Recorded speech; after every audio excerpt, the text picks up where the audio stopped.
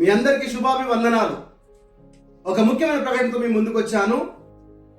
ఈ 2026 ఈ జనవరి నెల 22వ తారీఖు గురువారం రోజున ఉదయం 10 గంటల నుంచి మధ్యాహ్నం 2 గంటల వరకు దేవుని నామాన్ని గణపరచాలని, మీ అందరూ ఆత్మీయంగా బలపరచబడాలని వాగ్దాన ఉజ్జీవ అగ్ని సదస్సు మేము ఏర్పాటు చేశాము. జమ్మికుంటను ఆనుకొని ధర్మానం అనే గ్రామం ఉంటుంది. ఎలోహిం ప్రార్థన మందిరము స్థానిక దైవజనులు పాస్టర్ సువార్త రాజు గారి మందిరం నందు మేము ఏర్పాటు చేస్తా ఉన్నాము. సో ఈ యొక్క వాగ్దాన ఉజ్జీవ అగ్ని సదస్సుకు మిమ్మల్ని మేము ప్రేమతో ఆహ్వానిస్తా ఉన్నాము. మీరందరూ కూడా కుటుంబ సమేతంగా ప్రార్థన పూర్వకంగా సిద్ధపడి కలిసి రండి.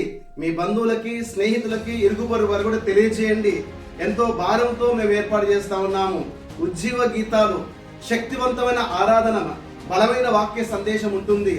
మీ అందరూ ఆత్మలో పురికొల్పబడాలని, మీ అందరూ ఇంకా ఉజ్జీవింపబడాలని, మీరందరూ కూడా ఆధ్యాత్మికంగా ఎదగాలని మేము ఏర్పాటు చేస్తా ఉన్నాం.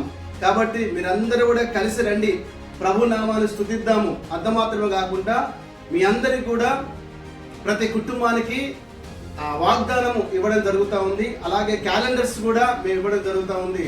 కాబట్టి మీరు అందరూ కూడా సిద్ధపడి ప్రార్థన పూర్వకంగా రండి. ప్రత్యేక ప్రార్థన చేయబడుతుంది.